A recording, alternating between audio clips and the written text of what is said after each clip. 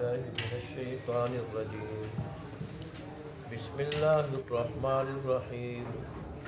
يا أيها الذين آمنوا اذكروا في السلم كافة ولا تتبعوا خطوات الشيطان إنه لكم عدو مبين. فإن زللتم من بعد ما جاءتكم البينات فاعلموا أن الله عزيز حكيم. هل ينظرون إلا أن يأتيهم الله في ظلل من الغمام والملائكة وقضي الأمر وإلى الله ترجع الأمور. صدق الله مولانا العظيم وصدق رسوله النبي الأمي الكريم ونحن على ذلك لمن الشاهدين والشاكرين والحمد لله رب العالمين.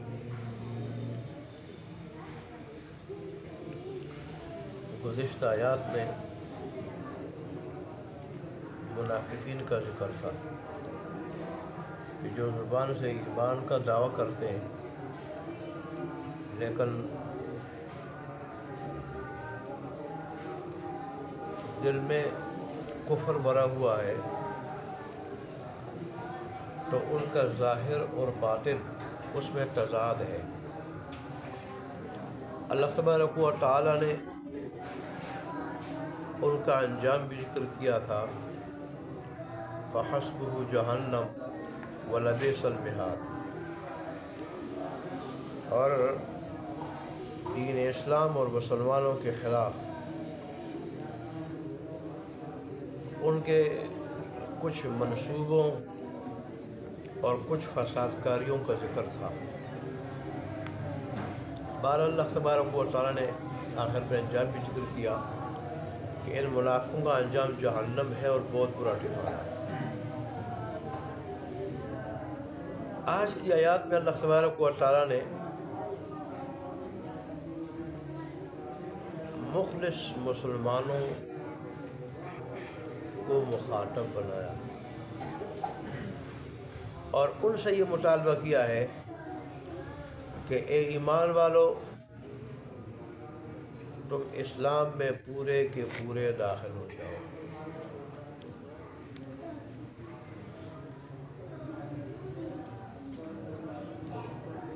ایمان والے سے یہ مطالبہ کرنا کہ اسلام میں پورے کے پورے داخل ہو جاؤ، اس سے پتہ چلتا ہے کہ اسلام کا مفہوم ایمان سے زیادہ وسیع ہے۔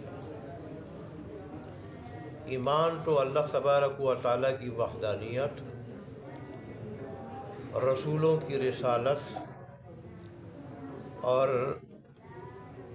آخرت اور انبیاء جو دینی تعلیمات لے کے آئے ہیں ان کو دل سے سچا جاننا، زبان سے اس کا اقرار کرنا ہی ایمان۔ لیکن اسلام کیا ہے؟ ان ساری کی ساری تعلیمات پہ عمل کرنے کا نام، اور دوسرے مزید وسیع الفاظ میں کہ اللہ کی مکمل اطاعت اور فرمان برداری کا نام، کہ صرف دل و زبان سے ایمان لانا یہ کافی نہ سمجھا جائے، بلکہ اللہ تبارک و تعالی نے جتنے احکامات دیے ہیں ان سارے کے سارے احکامات پہ مکمل اطاعت اور ان سارے کے سارے احکامات پر مکمل عمل کرنا یہ لازم ہے۔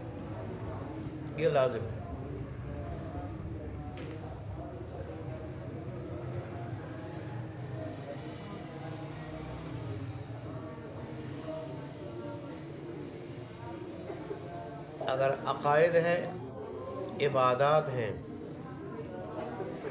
لیکن معاملات صحیح نہیں تو بھی یہ اسلام میں پورا داخلہ نہیں۔ ایسا آدمی اسلام میں پورا داخل نہیں. اور اگر معاملات صحیح ہیں، عبادات نہیں، عقائد میں گڑبڑ ہے، تو بھی یہ اسلام میں پورا داخلہ نہیں.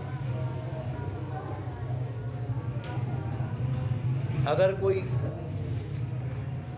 اسلامی تعلیمات پہ، احکام پہ عمل کر رہا ہے، لیکن اس کے ساتھ رسم و رواج کو بھی جو ہے نا، رسم و رواج پہ بھی چل رہا ہے، جو مختلف رسمیں ہوتی ہیں، تو بھی اس کا مکمل عمل نہیں ہے اسلام میں، اور وہ اسلام میں مکمل داخل نہیں. ان آیات کا شان نزول بھی اس طرح ہے کچھ کہ عبداللہ ابن سلام رضی اللہ عنہ بڑے مخلص صحابی تھے، اور پہلے یہودی تھے، اور بلکہ یہودیوں کے بہت بڑے عالم تھے. وہ جب مسلمان ہوئے تو ان کے دل میں یہ خیال آیا کہ اگر اسلامی تعلیمات کے ساتھ ساتھ اور اسلامی احکام کے ساتھ ساتھ یہودیت کے احکام پہ بھی عمل کیا جائے تو یہ اسلام کی تعلیمات اور احکام کی خلاف ورزی نہیں ہو. مثلا اسلام میں جمعے کی تعظیم ہے، اور یہودیت میں ہفتے کی تعظیم ہے کہ ہفتے کے دن صرف عبادت ہو، عبادت کے سوا کوئی کام جائز نہیں، یہاں تک کہ چولہے میں آگ جلانا بھی جائز نہیں. اس طرح ان کی شریعت میں اونٹ کا گوشت کھانا حلال نہیں تھا. تو انہوں نے یہ سوچا کہ جمعے کی تعظیم کے ساتھ ساتھ اگر ہفتے کی بھی تعظیم کی جائے، کیونکہ اسلام نے تو ہفتے کی بے حرمتی کا حکم نہیں دیا، یا یہ کہ تم اس کا احترام نہ کرو، اس کا حکم تو نہیں دیا ہے. اگر جمعے کی تعظیم کے ساتھ ساتھ ہفتے کی تعظیم کی جائے، اور ہفتے کے دن جو ہماری پابندیاں ہیں ان پابندیوں کا بھی خیال کیا جائے، اور ان چیزوں سے بچا جائے جو ہفتے کے دن منع کی گئی ہیں. اس طرح دین اسلام میں اونٹ کا گوشت کھانا جائز ہے، لیکن واجب تو نہیں ہے، فرض تو نہیں ہے. اگر آدمی اس سے بچ جائے تو اس سے اسلام کی خلاف ورزی تو نہیں لازم آئے گی. تو اللہ تبارک و تعالیٰ نے ان کے اس خیال کی اصلاح فرمائی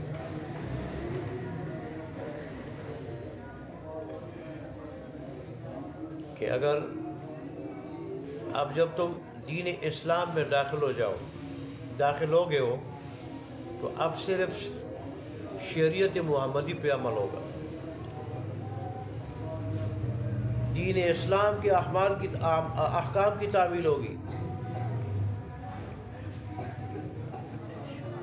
ظاہر ہے تم اگر ہفتے کے دن کی تعظیم اور اس کی پابندیوں کو ثواب سمجھ کے کرو گے تو ظاہر ہے یہی چیز دین اسلام میں نہیں ہے. دین اسلام میں اس کی تعظیم کا حکم نہیں ہے، نہ اس کی تعظیم کا حکم ہے، نہ اس کی پابندیوں کا حکم ہے، اور نہ اس کو مستحب قرار دیا گیا ہے، نہ باعث اجر و ثواب قرار دیا گیا ہے. تو ظاہر ہے اس کو اچھا سمجھنا، باعث ثواب سمجھنا، یہ دین اسلام میں اضافہ ہوگا، اور اسی کا نام بدعت ہے. اسی طرح گوشت اونٹ کا اگرچہ دین اسلام میں فرض نہیں، واجب نہیں، لیکن اس کو اچھا سمجھنا، باعث اجر سمجھنا، جس کا ثبوت ہمارے دین میں نہیں، ہمارے دین میں نہیں ہے. ہمارے تو ظاہر ہے یہ بھی پھر کیا ہوگا، دین میں اضافہ ہوگا. ہمارے دین نے اس کو جائز قرار دیا ہے. مطلب ہے کہ اونٹ کے گوشت سے بچنا اور اونٹ کے گوشت سے اپنے آپ کو بچانا، اس کو باعث اجر و ثواب سمجھنا، یہ ہمارے دین میں نہیں ہے. ہمارے دین میں جو ہے وہ تو اس کے کھانے کا حکم ہے، اس کے استعمال کرنے کا حکم ہے. اب اس سے بچنا اچھا سمجھنا، اپنے آپ کو اس گوشت سے بچانا یہ اچھا سمجھنا، اس کو باعث اجر و ثواب سمجھنا، ہمارے دین میں اضافہ ہو. اور ظاہر ہے دین میں اپنی طرف سے اضافہ کرنا یہی بدعت کہلاتا ہے اور یہی مذموم ہے، یہی مذموم ہے۔ تو اس لیے اللہ تبارک و تعالیٰ نے ان کے اس خیال کی اصلاح فرمائی۔ اب جب دین اسلام میں داخل ہو چکے ہو تو ٹھیک ہے، موسیٰ علیہ السلام پہ جو اصل شریعت نازل ہوئی تھی، یہودیت تو اس کی بگڑی ہوئی شکل کا نام ہے، اصل شریعت نازل ہوئی تھی وہ برحق ہے، اصل کتاب برحق ہے، لیکن اس کی حقانیت پہ ایمان یہ ہمارے دین کا حصہ ہے، اس کو برحق سمجھنا ہمارے دین کا حصہ ہے، لیکن احکامات صرف دین اسلام کے جو احکامات ہیں ان پہ عمل ہوگا، شریعت محمدی پہ عمل ہوگا۔ اب موسیٰ علیہ السلام کی شریعت کیا ہو چکی ہے؟ منسوخ ہو چکی ہے۔ اس لیے اللہ تبارک و تعالیٰ نے ان کی اس طرح اصلاح فرمائی۔ اللہ اکبر۔ تو بہرحال آج بہت سارے لوگ ایسے ہیں کہ وہ معاملات پہ تو بڑے کھڑے ہیں، معاملات پہ، اور وہ ملاوٹ نہیں کرتے، معاملات میں گڑبڑ نہیں کرتے، جھوٹ نہیں بولتے، لیکن ان کے عقائد میں گڑبڑ ہے تو ظاہر ہے وہ بھی اسلام میں پورے داخل نہیں، یا وہ نماز نہیں پڑھتے، عبادت کی طرف نہیں آتے تو بھی وہ دین اسلام میں پورے داخل نہیں۔ دین اسلام میں وہ شخص پورا داخل ہوگا کہ اس کے عقائد بھی دین اسلام کے مطابق اور اس کی عبادات بھی دین اسلام کے مطابق ہوگی، اور عبادات ادا کرنے والا ہوگا، اور اس کے ساتھ ساتھ اس کے معاملات بھی وہ بھی دین اسلام کے مطابق ہوں گے، اس کے اخلاق بھی دین اسلام کے مطابق ہوں گے، تو وہ شخص ہوگا جو پورا کامل مسلمان سمجھا جائے گا۔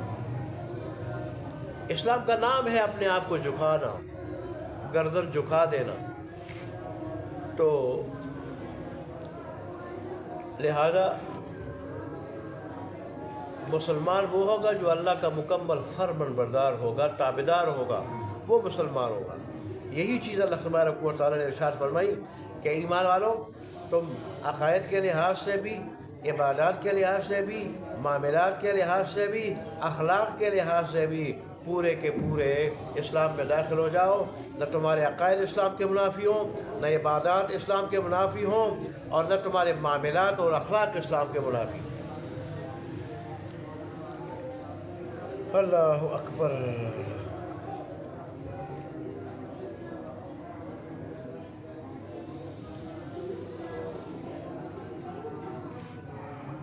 حضرت شیخ الہند رحمۃ اللہ علیہ بہت بڑے مفسر قرآن ہوئے ہیں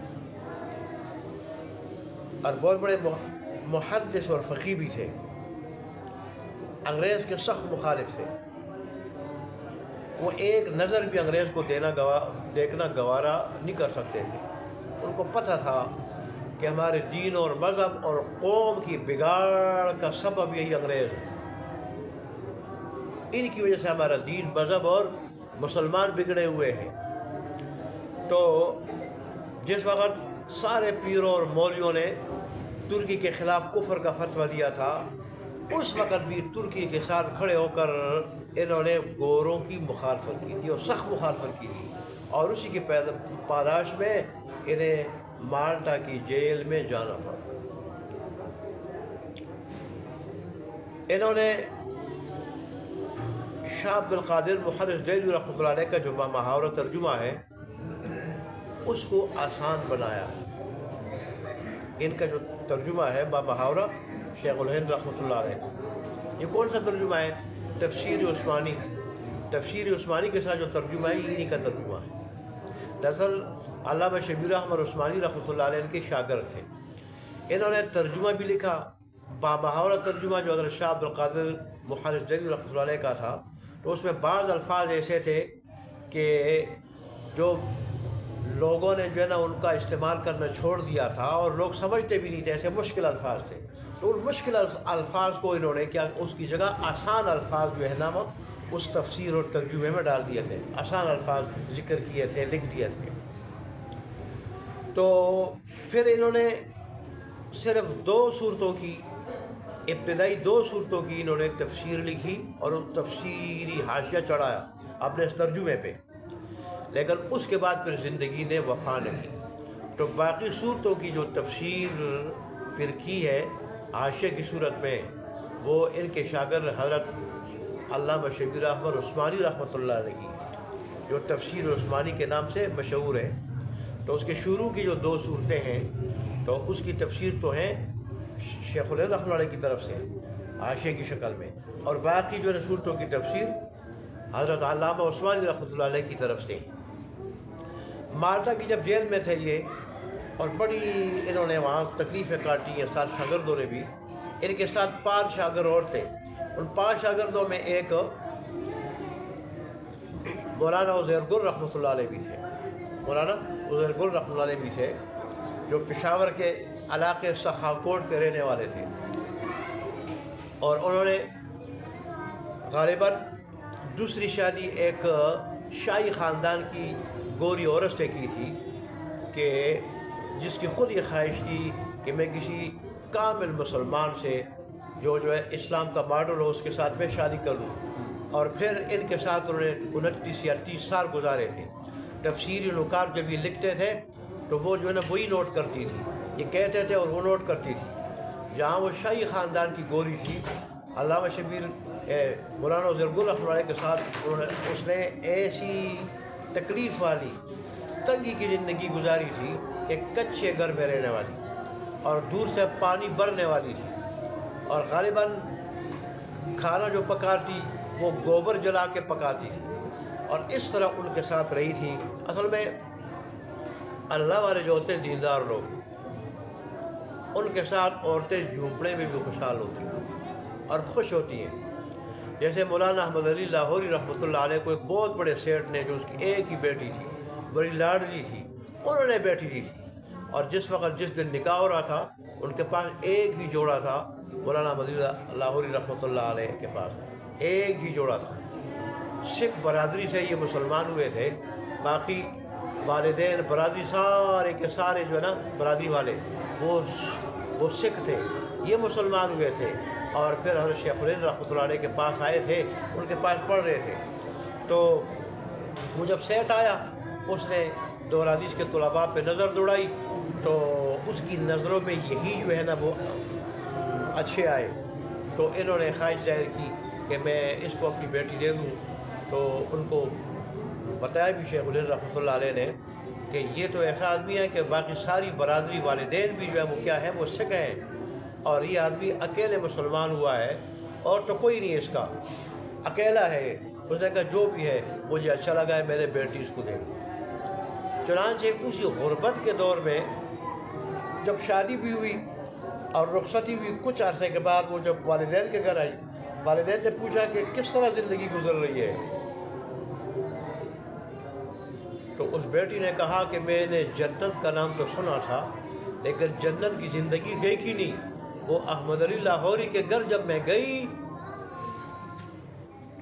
تو وہاں میں نے جنت کی زندگی اپنے آنکھوں سے دیکھ لی، اپنی آنکھوں سے دیکھ لی۔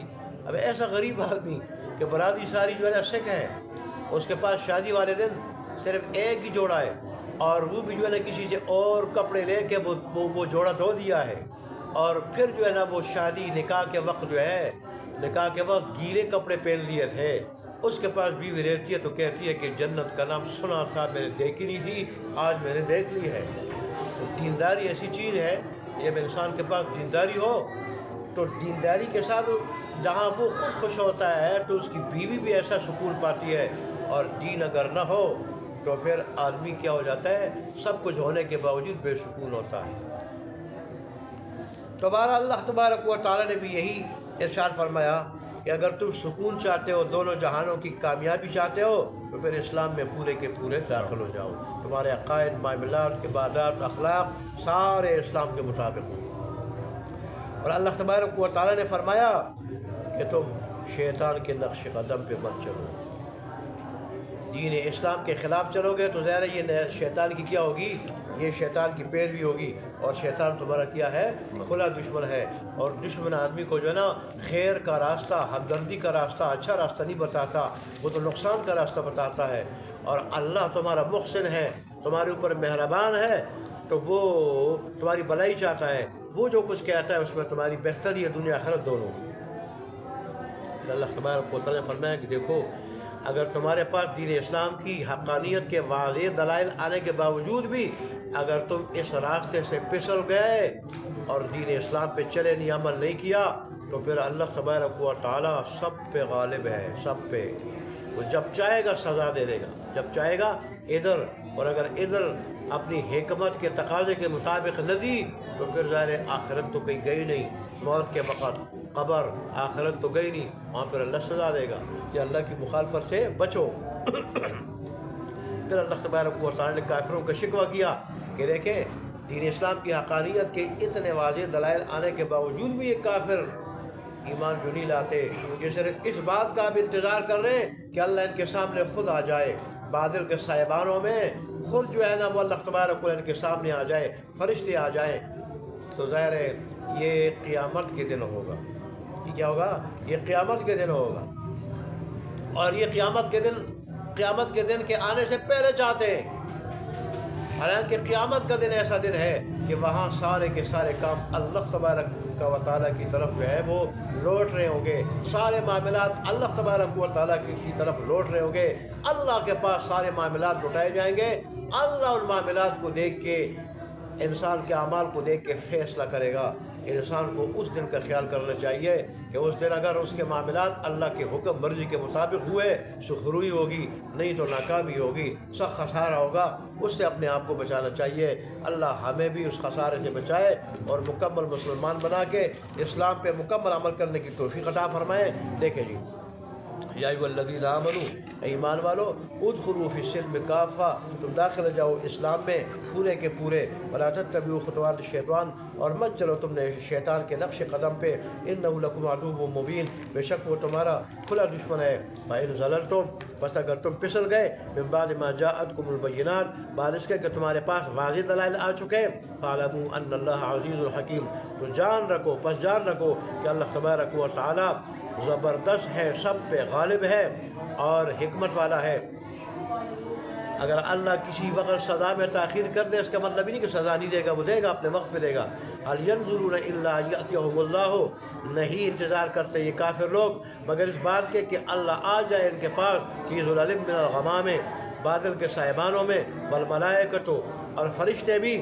اور ظاہر ہے جب اللہ سامنے آ جائے، فرشتے سامنے آ جائے تو یہ پھر ایمان بالغیب تو نہ رہا، اللہ کے ہاں ایمان بالغیب معتبر ہے۔ جب مشاہدہ ہو جائے پھر اس ایمان کا کوئی اعتبار نہیں۔ اس طرح تو فرعون نے بھی کہا تھا کہ میں بھی ایمان لے آیا، وقضی الامر، اور پھر جو ہے نا معاملہ چکا دیا جائے گا، وإلی اللہ ترجع الامور، اور اللہ کی طرف جو ہے نا لوٹائے جاتے ہیں سارے معاملات، سارے کام۔ اللہ تبارک و تعالیٰ ہمیں عمل کرنے کی توفیق عطا فرمائے۔